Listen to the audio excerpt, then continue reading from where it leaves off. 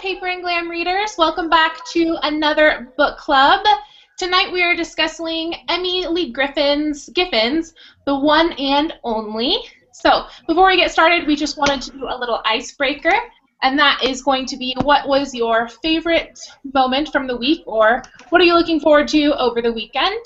Katrina, do you want to share first? Sure, I'm Katrina, and this weekend I'm going to a Minnesota Twins baseball game with my husband and my brother and sister-in-law.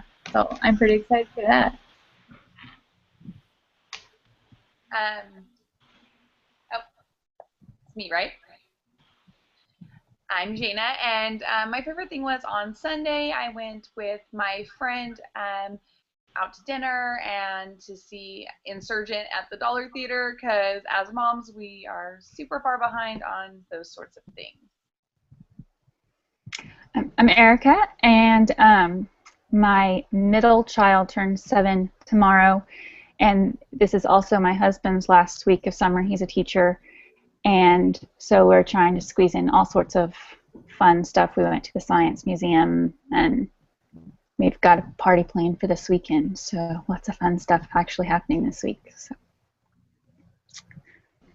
My name is Vicky, and my highlight for this week was to take my daughter to the splash pad. It was a lot of fun to take her. She's 2.5, so it was fun to watch her go and have a good time there.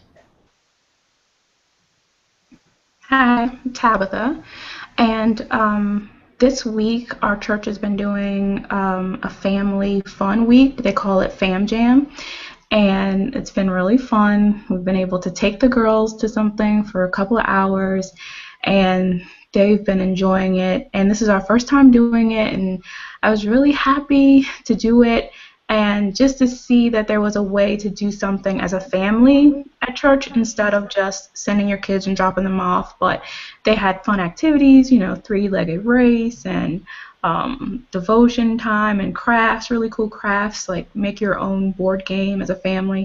So that was really fun. Looking forward to the next, like, we have a couple more days. I missed today because of this, but Friday will be the last day of that. But it was a lot of fun.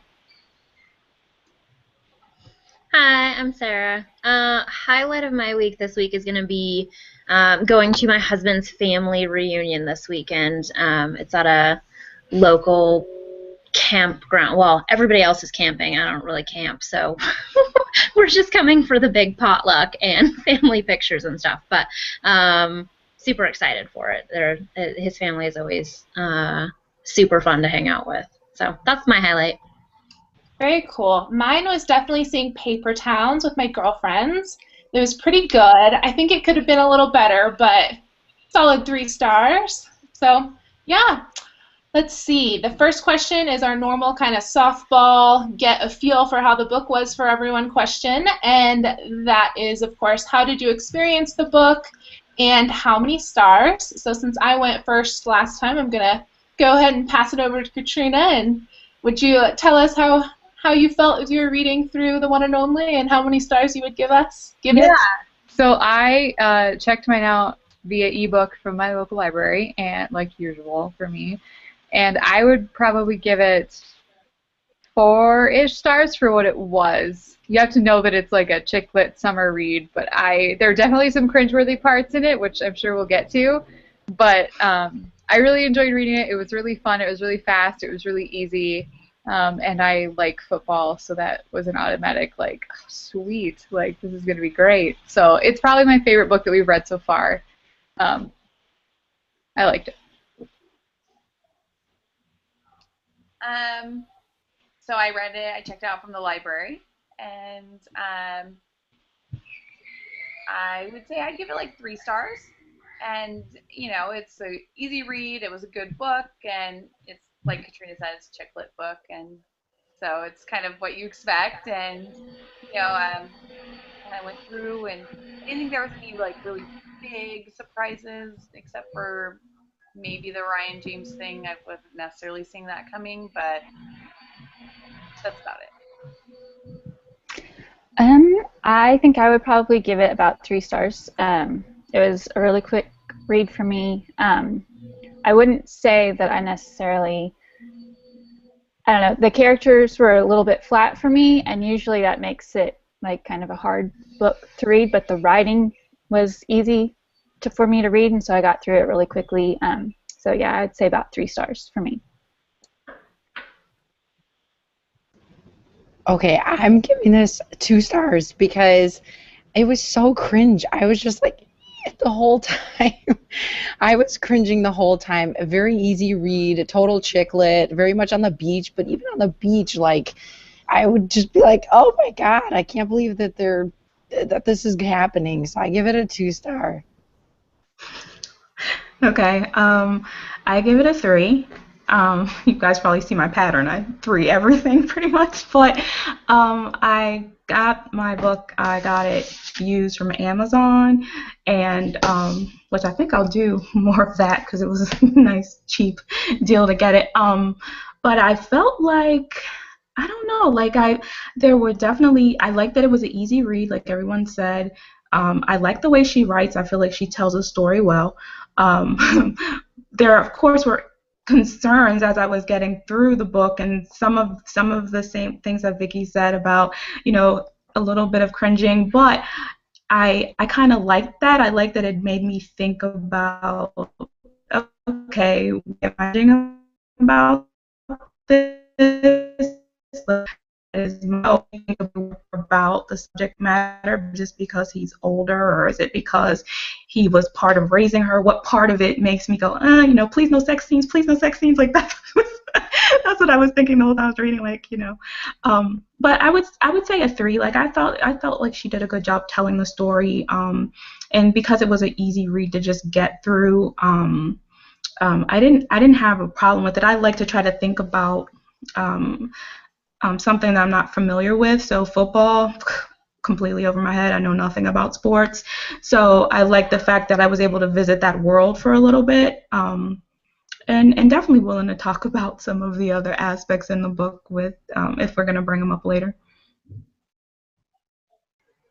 Vicky, I'm really happy you gave it a 2 also, because I was going to feel really bad, but I couldn't get over being weirded out the whole time. And I accidentally flipped to the back of the book and read some of the reader discussion questions, and the first question is, did you agree with Lucy's ultimatum over Coach? And I was like, no, oh God, that means she tries to date the dad. I just couldn't. I was so horrified and didn't want to finish reading it, but it was really well written, and I liked the way she worked in all the football stuff. I mean, it was well written, but I was dying the whole time, just dying, constantly muttering out loud to myself, I can't be reading this, I can't, this is so. I mean, and maybe 2. Now I'm reconsidering a 2 because maybe that's not very generous, but it freaked out my insides a lot. Yeah, I'm going to have to go 3 because I loved the football backdrop. I love the country music. I would have liked it to be a little more Friday Night Lights, but kind of on an older scale. That's kind of what I was hoping for as I started reading it. But yeah, I couldn't really get behind the plot.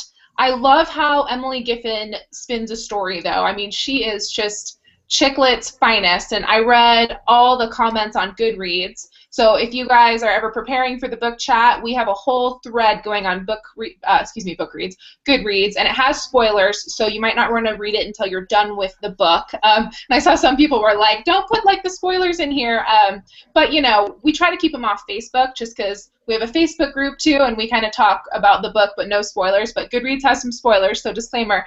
But I was reading through all those comments, and everyone kind of felt like it just wasn't a plot I could really get into. But Emily Giffin is such a great chick lit writer. I mean, she's one of the greats with Sophia Kinsella, and I love her writing style, and I just love the backdrop that she put in it. I love football. I'm a huge football fan, so I couldn't help but give it 3 stars just because she really knows her football. Homegirl has some experience on the football field or watching some games, and so yeah, definitely 3 stars I would say. But I think the most kind of poignant thing about the book is kind of our next question, which is, how did you feel about the theme of domestic violence that Giffen wove into the plot? I think that was kind of the most out-of-the-box part of the book and kind of made it less of a traditional, like, feel-good chick lit book, and that she kind of did unpack a more gritty reality in relationships, I would say, or can be. Obviously not all relationships. So yeah, I would love to know your guys' thoughts on kind of that plot unfolding. And if you want to unpack that a little more, just in case someone hasn't read the book, definitely go ahead. I definitely didn't see it coming at first, because at first I just, like, reading it, you think it's going to follow a more traditional route. You know, she's going to want to change her life, she's going to go to Dallas and get her dream job and fall in love with this NFL star and all this stuff, and then it slowly starts not happening that way. And in the back of my library electronic copy was an interview with Giffen, and so that was kind of interesting. And they asked her about dealing with, sorry, I'm reading it over here, dealing with domestic abuse and how it's handled in sports. And at the time that it came out, I believe that all of that domestic violence stuff with, I believe, Ray Rice was happening and a bunch of other players. And so they asked her about that and how challenging it was to write those scenes into the book. Because as a writer, I mean, you write what you know, but I mean, obviously not everyone writes what they know in some situations. And so she states, you know, I abhor domestic violence. It's good to see that this issue is brought to the forefront with college and professional athletes and gains serious attention. And she says that she thought that it was eerie that so many of the recent well-publicized cases happened after her book was published. But she said she never tells stories as a way of imparting a moral message, and to remember that the plot of this book, or whether or not Ryan is guilty of the most serious charges, does not reflect my feelings or any other case or the greater societal problem. But the question of Ryan's past innocence and whether and the characters in the story believed him helped me raise questions about love, loyalty, and forgiveness. And she wants readers to make those decisions for themselves. So I just thought her answer to why she included it was really interesting, because I never really thought of it from that perspective. It was one of those things where I think it is more real life than some situation that is maybe more extreme, even though both exist. But to have an adult who has had these situations as a child and then to them live the same life to some extent, you know, it happens. And I thought it was interesting to read about it. Like I said before, I definitely didn't see it coming at all, but she probably wove it in the most elegant way that you can, in the most common way that you can, I think.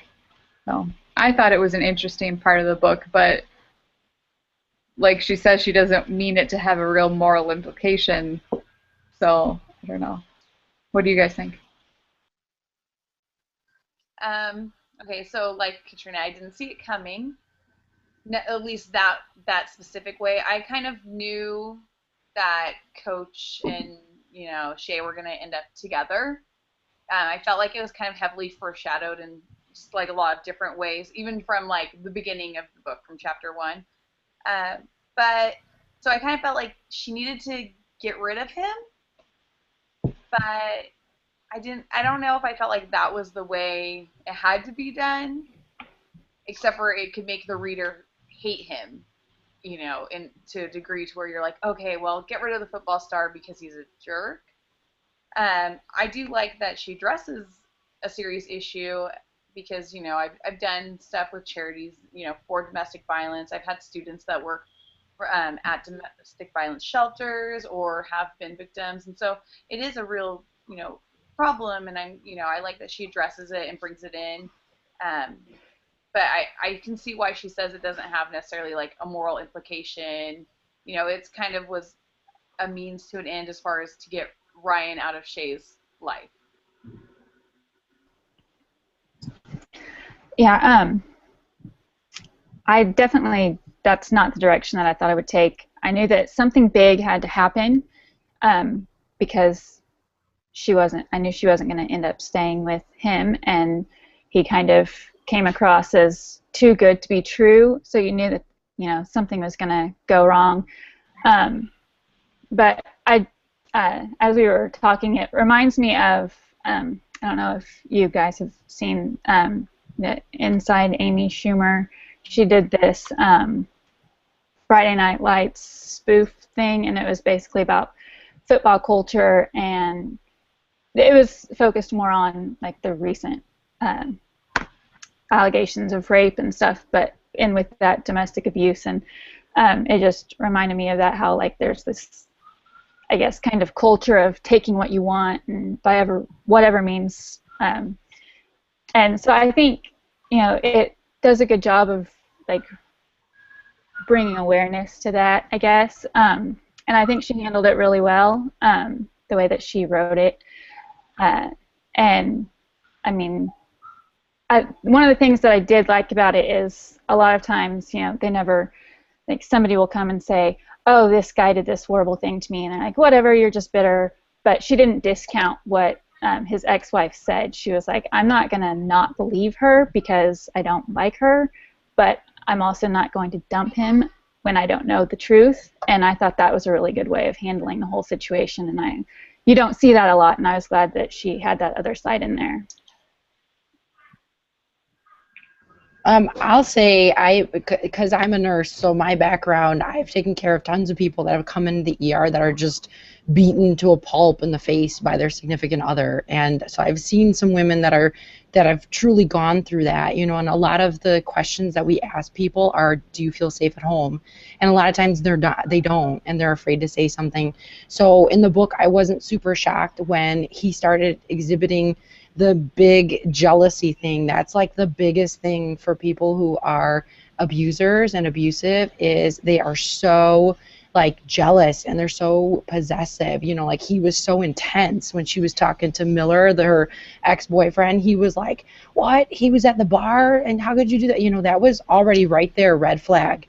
Anytime you have anybody that is that intense right off the bat, I think red flag right there. And then I think Emily Giffen, what she wanted to do was, I think it was an easy way for her to slip in that whole, like, the athletes tend to have maybe a bad rap for being a little bit more intense, and perhaps they do push women around a little bit, because we did hear, with Ray Rice, we saw it, he punched that girl out in the elevator, so maybe that was, an easy slip for her. So that coach looks like the hero. I mean, who else was going to come in through that door and save her? I mean, like, we were like, oh my God, coach, you're the best. You saved her. You saved her. That was, I think, a way for her to kind of slip that in, and then also put a little, like, tiff between her and the coach, because she heard the story from the other girlfriend that he was with, and maybe he was rough with her, and coach didn't do anything about it. So it kind of then it didn't make such a perfect relationship for her and coach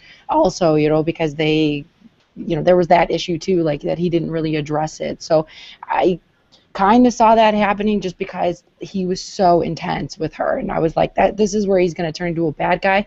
But she also left it soft enough where we didn't really feel like he hit her in the face, where he made her feel uncomfortable by pushing her down on the bed, but she didn't take it too far where he was actually doing, where he was choking her out or he was doing anything like that. So I think she like softly grazed that, and then we have coach kind of be the hero in it, is kind of the way that I felt about it.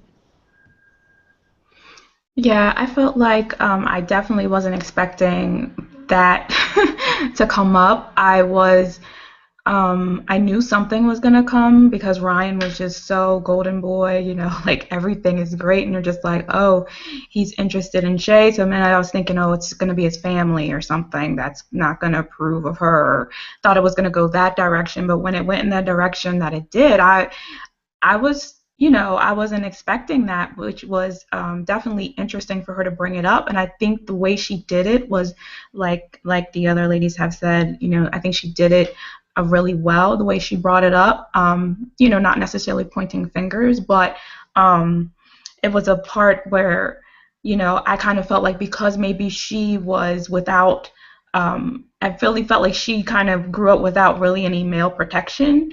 And so I think that whole aspect of her not having that relationship with her dad because of the divorce and the way she felt about Coach, and then how she weaved it into then the relationship that she ended up in. Like, you could kind of see her really kind of, I don't know, laying the groundwork for, you know, her character to try to understand her relationships with men. So I thought that it was smart the way that she addressed domestic violence. It wasn't in a way that made you just like, I wasn't completely turned off from it, but it wasn't too overwhelming at the same time. I felt like it was just there at the right tempo to kind of create a discussion. But I wasn't expecting it at all, and because I'm not familiar with sports, and like you said, except for some of these famous cases that have been in the news, I'm just sitting here thinking, yeah, I can see how someone might easily just think, oh, he's just, you know, really a passionate person. You know, he's, you know, you might think that about someone who is in a sport. Maybe they're aggressive. He doesn't mean anything by it. The whole thing that she actually knew him beforehand made it seem, you know, like really believable. Like you can see someone getting into a situation like that, thinking that they know someone, and then find out, hey, I really, really didn't know them.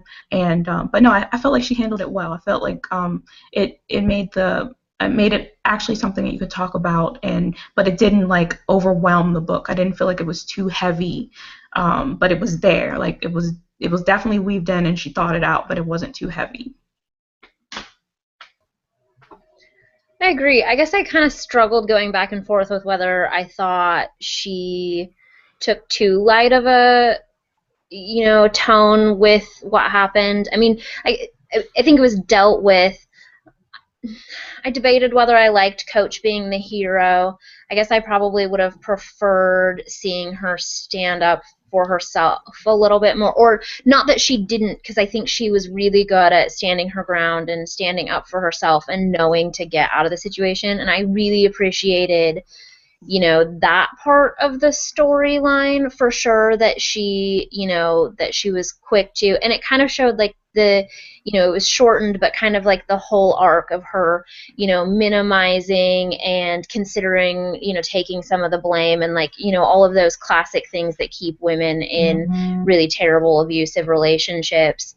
You know, but then, you know, kind of figuring it out and realizing, no, he was in the wrong and it wasn't okay. And I mean, so I really did like that, and I think it would have been a totally different book if she had really made that the focus. But then I just kind of wondered, I don't know, I guess I debated, and I maybe would, when we open up, would be curious what you guys thought, or maybe, I don't know, Lisa Marie, you'll tackle this one too, but, you know, like, what is, I mean, was that detrimental that it was so, you know, minimal to the storyline, and really, you know, with the happy ending that you know, that they end up together and Coach was the hero, and I don't know, I'm conflicted about the whole thing. I guess I could probably ramble forever about my feelings on both sides of the coin about it, whether, you know, I liked it and thought it was valuable to the story, or I felt like it wasn't enough. I don't know. I'm just really conflicted. But I mean, I did think it was an interesting, and it did give some meat to an otherwise kind of airy, light, chick lit book. So yeah, I mean, I don't know, hugely conflicted. Yeah, I think you guys really unpacked the meat of it there. I was really rooting for Ryan. I knew, you know, you kind of know he's like the golden boy, and like it's just all a little bit too perfect, so you know that something's going to start to unravel to give it a plot. But I was just still hoping for kind of the Ryan story to make a comeback. Obviously not after the domestic, you know, violence piece came into play. I really appreciated that Giffen kind of wrote Shay to have a zero, you know, strike policy for that. I guess it's one strike policy for that, you know, zero tolerance policy rather. And so I appreciated that. I mean, she couldn't write it any other way as, you know, a women's author and kind of get away with it. So, I mean, I guess she could, you know, it's fiction, but, you know, I think that she has a lot of respect for her readers and would, you know, in some ways want her protagonist to be more of a role model. So I'm glad that she gave the book a little more meat and didn't make it too dark.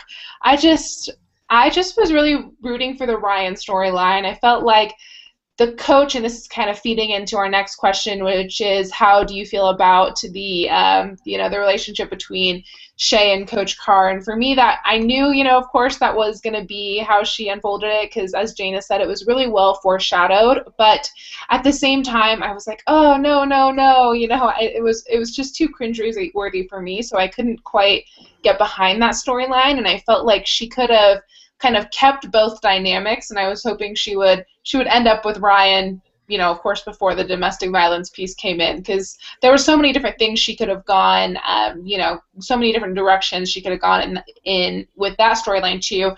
One of you guys said it, but like there could have been an issue with like the family, or she could have made a good, compelling story, and kind of gone down that route.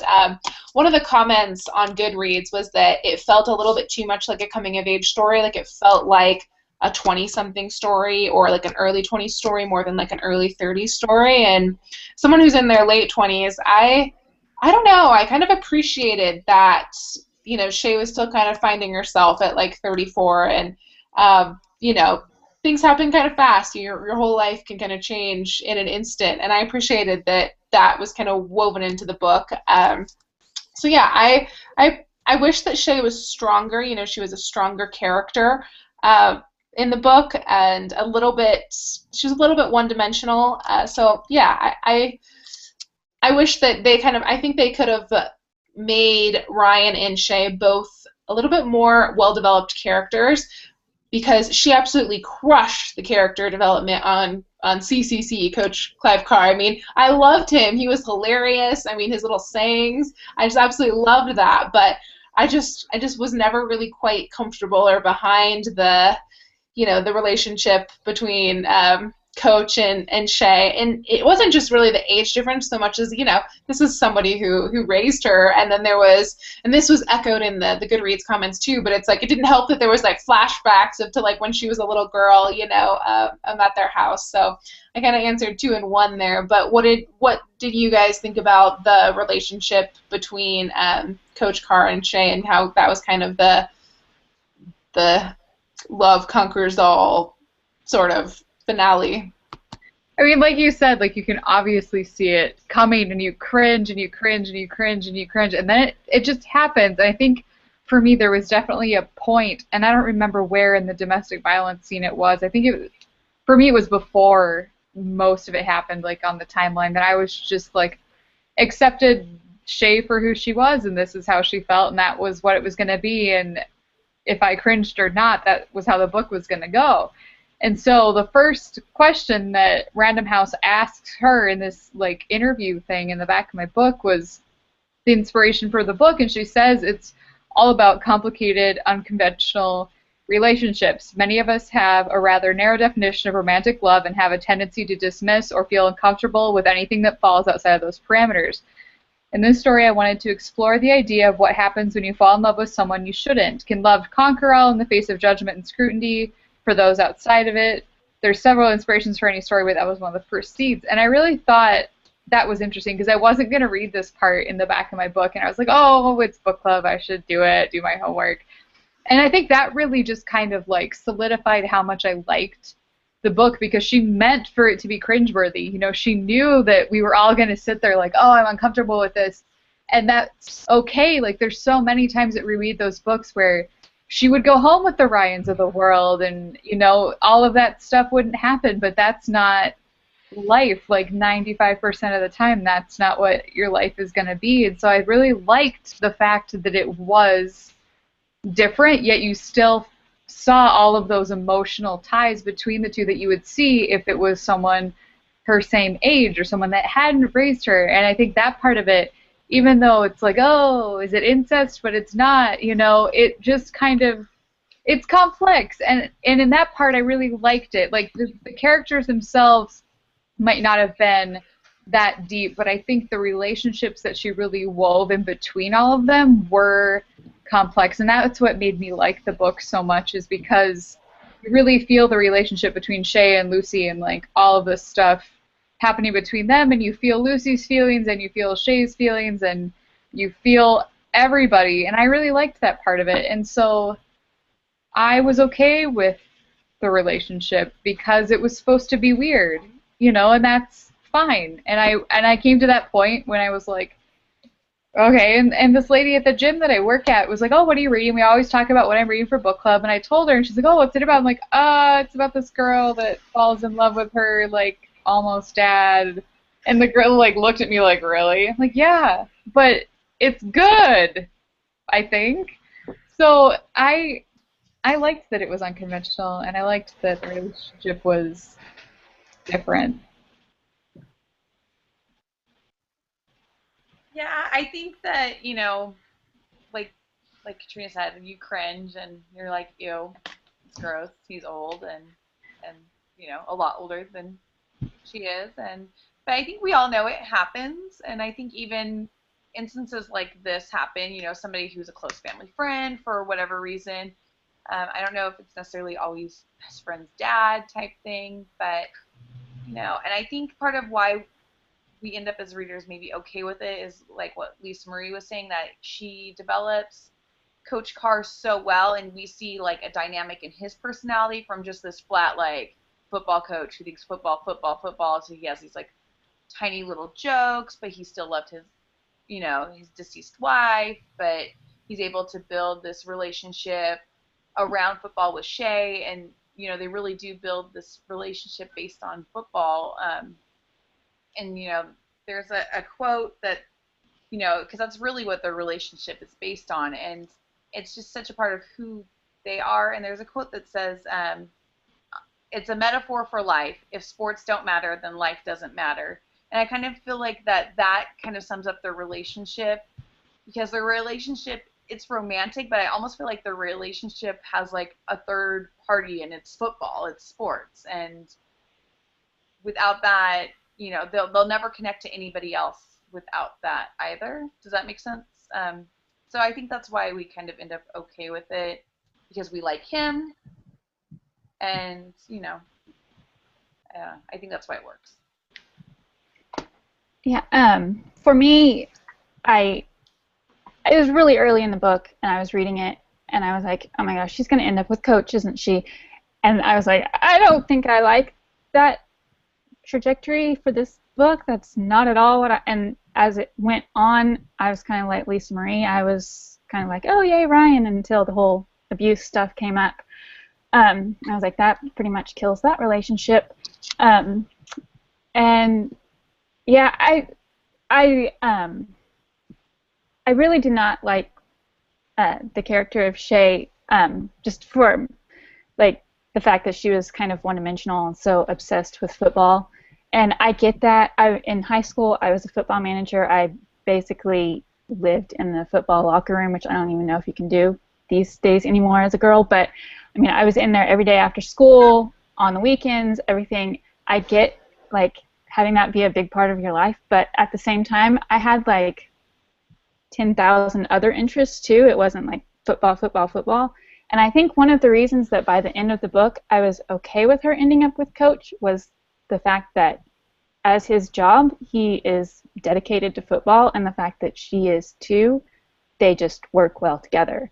And I think, because by the end of the book, I was like, yeah, okay. And I don't know if it was more of like, I'm accepting this because I can't change it, or if I just became okay with it because of how it was written. But I think the fact that football was like this obsession of hers makes it easier to accept their relationship, knowing like, oh, she's going to totally understand when he can't come home for dinner because he's stuck doing his coaching stuff, because she'll probably be like, oh, hey, I'll come up there and I'll help you, which I think is, like Jane was saying, it helps the relationship. Like, it's one of the things that connects them and makes the relationship work. Okay, so I appreciate everything you ladies said, because it helped me to see it in a different light. Because, all right, I'm going to be brutally honest, I am a total dirty birdie. I love a good silver fox.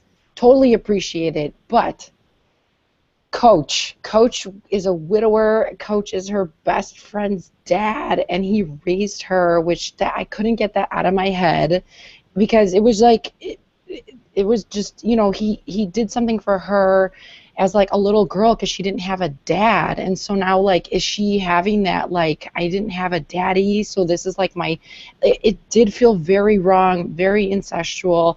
I thought honestly that they were gonna maybe, I don't know, fool around a little bit and then get caught and then feel bad about it, and then she found another hottie football player and ended up with him. I mean, that this is like a chick lit, so I imagined like a feel good, not with Coach, like it's just when Coach was like making out with her and grabbing her boob, I wanted to cover my eyes. I was like, oh my God, he didn't do that. He did not do that. I don't want to see that. That Coach didn't do that. Don't do that, Coach. You know, and him being an older man too is kind of like, you know, is he taking advantage of someone who is younger? Like, she's of age, so I'm not saying that it's, you know, he's like a pedophile, nothing of that nature, but, you know, he is an older man, he's more experienced. He might think that, you know, maybe she loves me because I was like a dad to her and she feels comfortable with me and I saved her. And I don't know, I mean, long term, I mean, he's probably got like football injuries, so like, what, is she gonna marry him and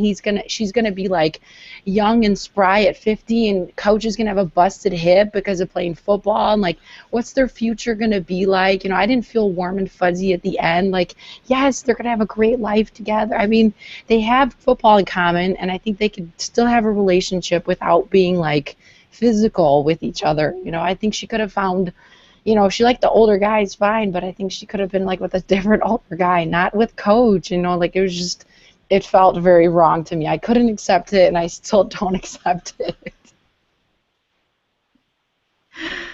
Oh wow, I felt very similar, but I like that she decided to go, you know, an unconventional way.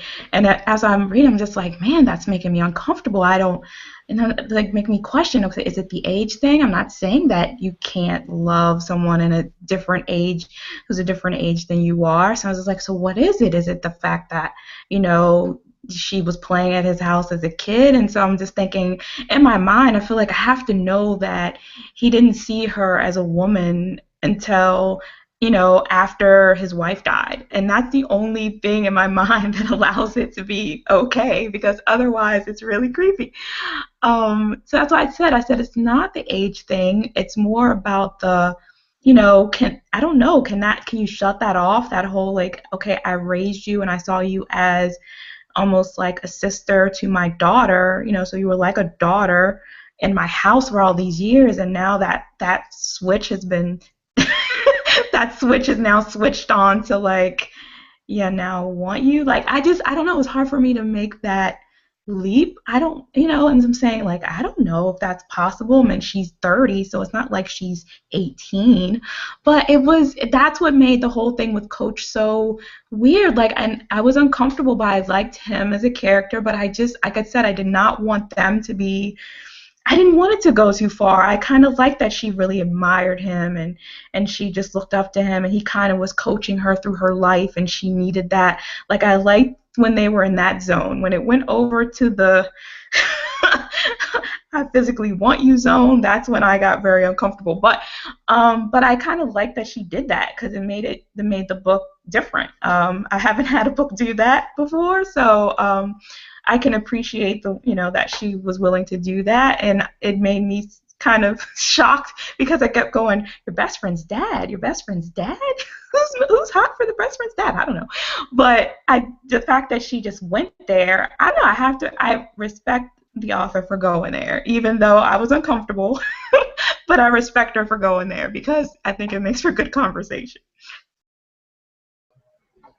Yeah, I mean, just so super creeped out. And it was not the age at all, because I'm like Vicky. I mean, there are some handsome older gentlemen, and every now and then I'd be like, oh yeah, Coach Clive is totally hot, right? Because they always say, like, he's just like the sexy silver fox. So I'd be like, yeah, go for it. And then, like, oh, wait a minute, he raised you. It's so weird. And I can't separate.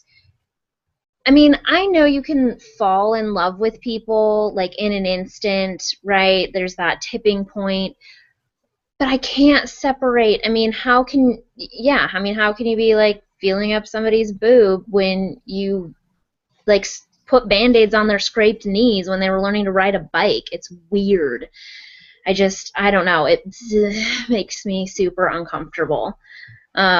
But I mean, I guess at the end, I was kind of rooting for them because I wasn't a big fan of Lucy, and I thought she was being really unfair to her friend. I mean, because as uncomfortable as I was, I mean, they loved each other, and so, you know, I mean, love wins the day, and you don't choose, you know, the heart wants what the heart wants. So it's as uncomfortable as I was and as weirded out as I was. I mean, I can get behind, you know, going with your heart and loving who you love. So, I mean, I was happy that they ended up together, but mostly I was happy that Lucy Lucy decided to, you know, give that up and realize what was best for her best friend and her dad. Even if I didn't think that, I mean, I don't know. I mean, so that made me happy, but couldn't get over the weirdness. It was just so yucky to me.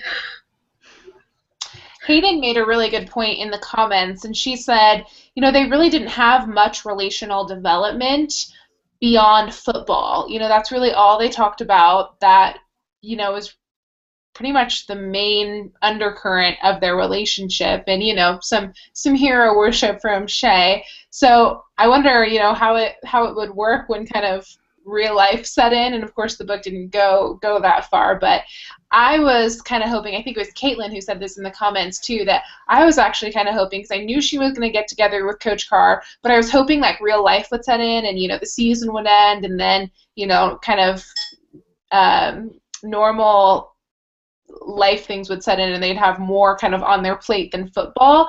And then I was kind of hoping that Shay would, you know, kind of go to New York like she almost did, and she got offered a job at ESPN, and I kind of felt like it would have been a really cool ending too if she had kind of seen there's more to life than Texas football, and, you know, had decided to kind of start fresh and also take an incredible opportunity to work for ESPN. So I thought that those were some great thoughts in the comments, and definitely completely agreed there. One question that I didn't put in the questions I sent out to you guys, but something that we always talk about is, did you have like a favorite scene or a favorite quote in the book? So I know that I kind of just sprang that on you, so I'll go first. And I think it was Jaina that you said that if sports don't matter, then life doesn't matter. I loved that quote. I'm, you know, a pretty big sports fan, mainly just football though, and I loved how Emily Giffen finished the book. And this was just the very last paragraph, and right after the Walker won the BCS Bowl, and Shay said, it's not the win itself, but everything that went into the victory, the effort, the passion, the faith, the things that Coach taught me to believe in, the things that endure in defeat and even death, the things that make football like life, and life like a game of football. And I just love that, and you know, not just in a football context, but that's so true. The things that really have meaning in our lives are those hard fought, you know, battles that similar this kind of just battles where you get bloody in life, so to speak, and sweaty, but at the end, like, that's kind of what made the win just all that much more fulfilling. So that was probably the very ending was my favorite, and just the undercurrent of, you know, the analogy between sports and life. If you guys want to take a pass on that one, go ahead, but I left that out, so if you guys have something that comes to mind in the story, I'd love to hear it.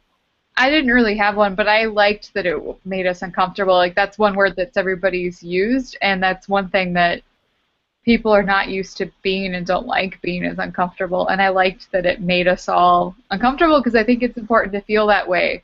So I liked that part, and I also kind of wonder, like, we're talking a lot about, like, her loving football so much, and, like, football is her life, but at the same time, are we only feeling that way because she's a woman and she's traditionally not supposed to feel that way?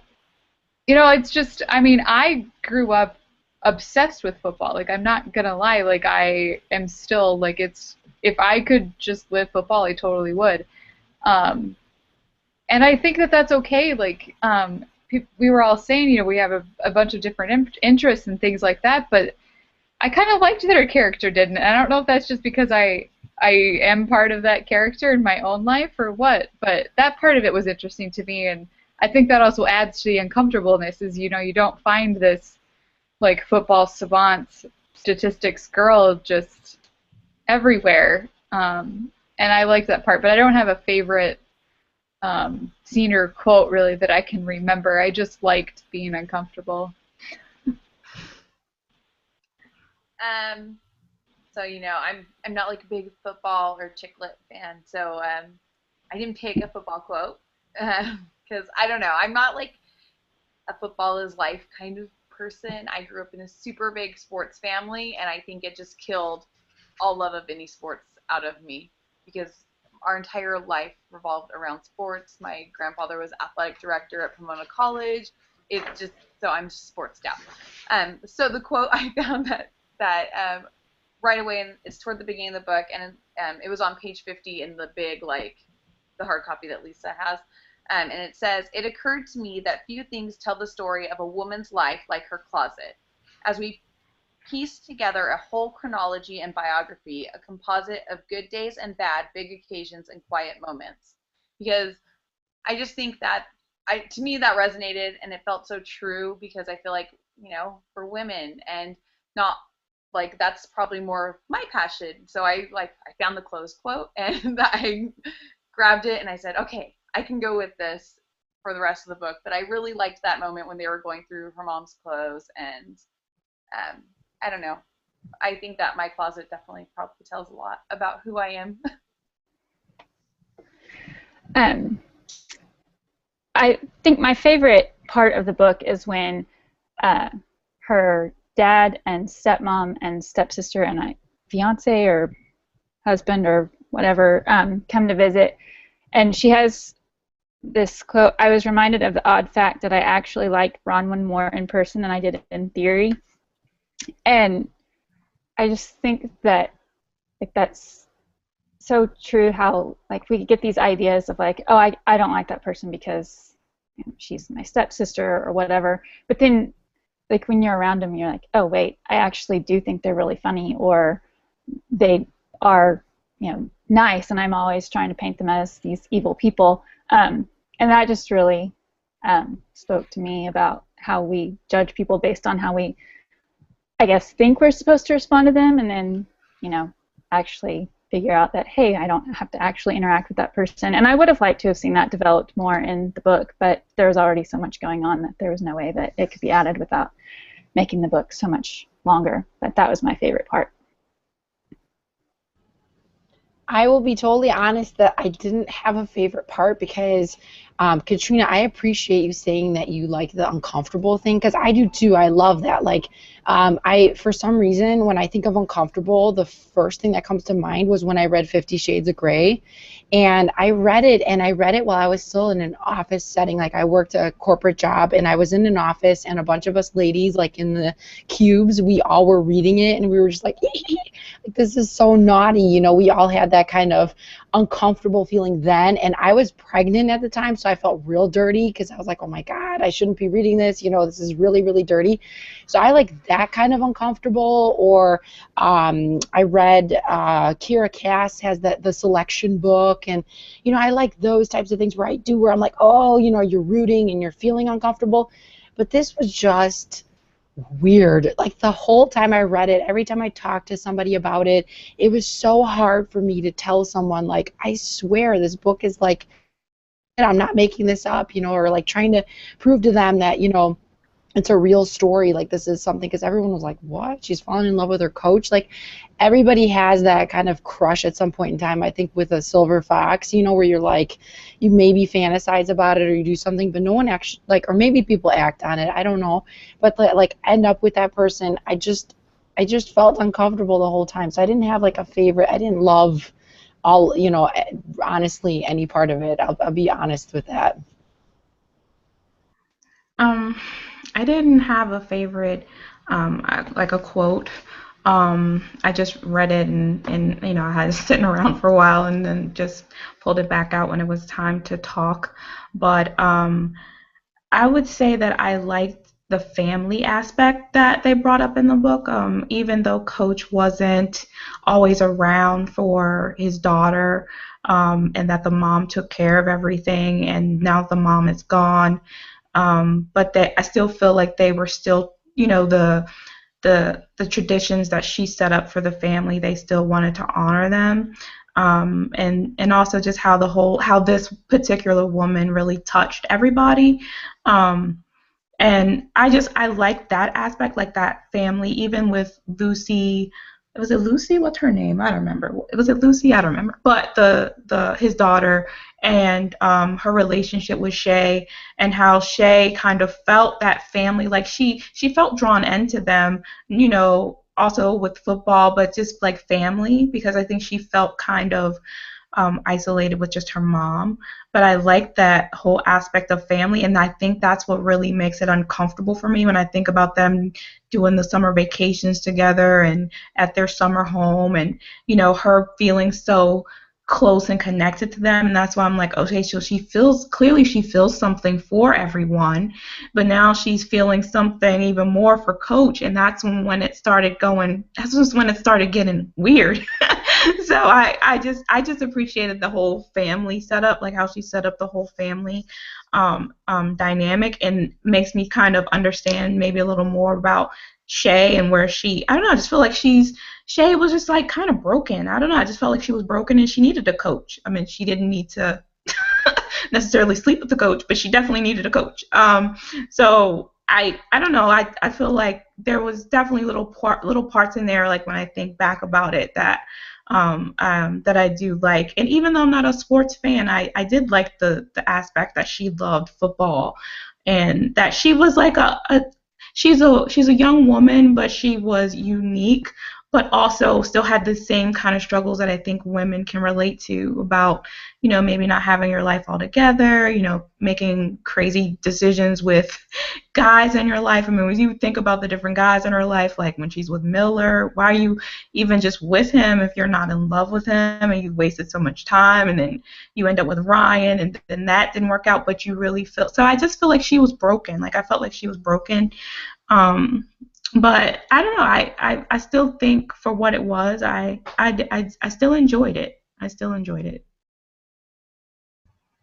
So I don't have a favorite quote, but I liked the scene towards the end when her mom calls her over, fakes chest pains, and then calls her over and is, putting fake eyelashes on, like on a Tuesday or whatever, for no apparent reason. But just I liked the way she described the scene of how her mom could rage at her 1 second and then like calmly tweezer an individual eyelash to put on. And I just thought it was kind of an interesting, and kind of feeds into her whole, maybe part of the reason she was in love with Coach. I mean, like, she didn't grow up with a dad or a strong father figure, and then, her mom pretty much modeled her life after Connie Carr, and had all these pretensions. And I don't know, it was interesting to me. I mean, I think she probably had a tough life and was clearly very, very different from her mother, and so then growing up, and very different from her best friend. So who she would relate to most would be the coach of the football team that she was obsessed with and lived and breathed. But I don't know, it made me chuckle while I was reading it, like thinking about her mom raging and then calmly putting on her perfect eyelashes. But I think I don't know, gave it an overall a different picture into maybe what her childhood was like and how she was raised. Can I ask a question? Of course, that was What? the end of the official question, so open forum. Okay, like what did you guys think about her dad's response when he found out about Coach? Like, I thought that was kind of flat, and I was like, that's it, dude. Like, you're completely just. I don't know. I felt like he was just I felt like he had no response. Like, and that kind of surprised me. So I was wondering, like, what's going on there? Like, what did you guys think about that? Well, I kind of felt like she put him in his place and was like, well, maybe it's your fault for not being around. she brought up that whole maybe she has daddy issues thing. And so I think it kind of made him shut up a little bit. But I also think that maybe he felt like he didn't have the right then to have a further opinion. Like, oh, you know what? Maybe it is my fault. I don't know. I felt like he almost went into like an introspective, like, I can't say anything moment. And so, not that he necessarily agreed, but that he kind of felt like he had no place to speak on it. And I think that's why he tries to like come in and rescue her when it all falls apart and, bring her to New York. And I think I would have actually been okay, kind of like Lisa said earlier, if she had taken the job with ESPN and kind of moved up there. And I would have been okay with that. I wasn't against, I wasn't like all yay for them getting together, but I wasn't, I didn't loathe the idea. But I just I actually thought that was maybe more realistic than Lucy just like up and changing her mind. Yeah, anything else? Oh, sorry. Go ahead. I just was going to say, I think that was a really weird reaction for a dad to have, but maybe because he was missing for a lot of her life. But I can't ever imagine my husband being like, sure, date my best friend or a good friend of mine and hook up with him.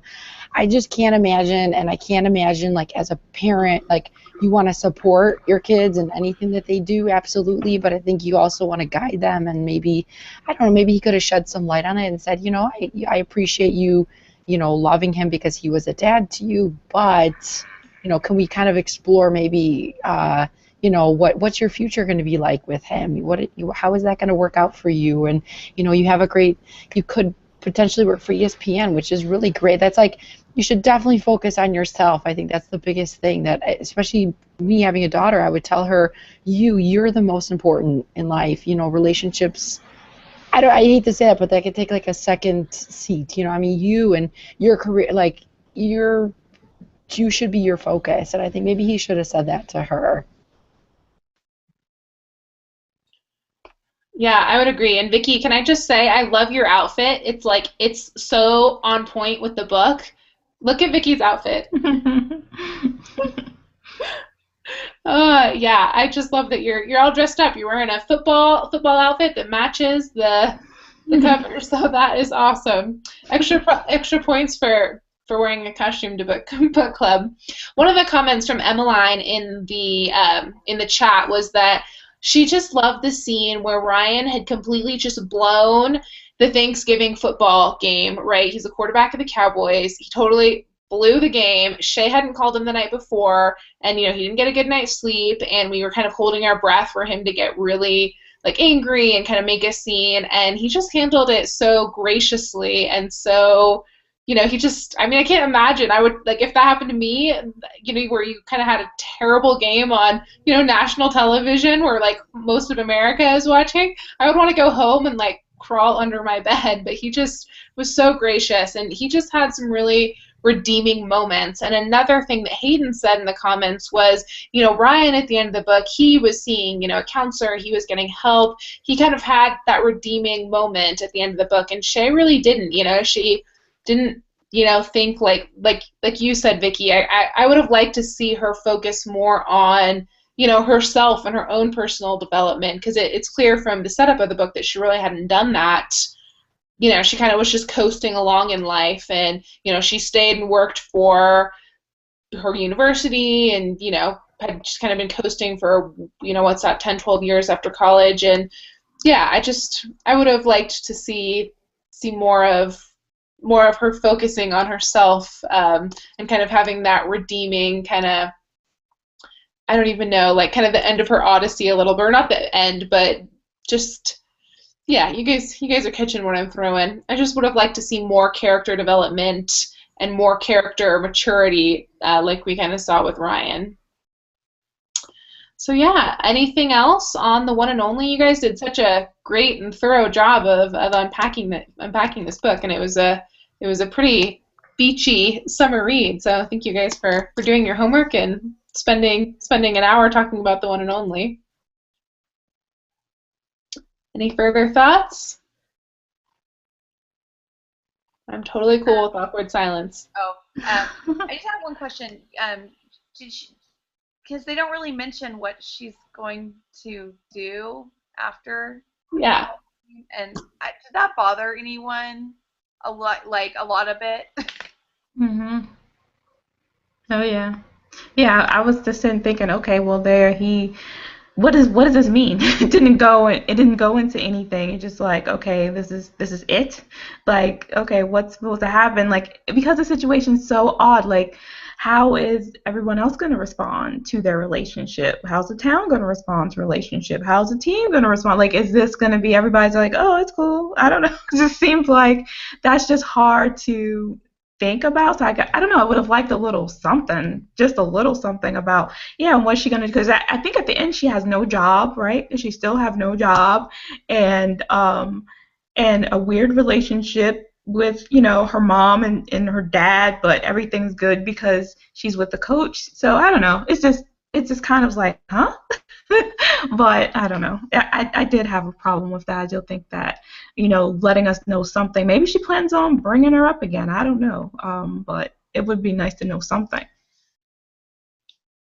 Yeah, that's definitely what I was driving at too. You guys just articulated it better than I did. Anything else?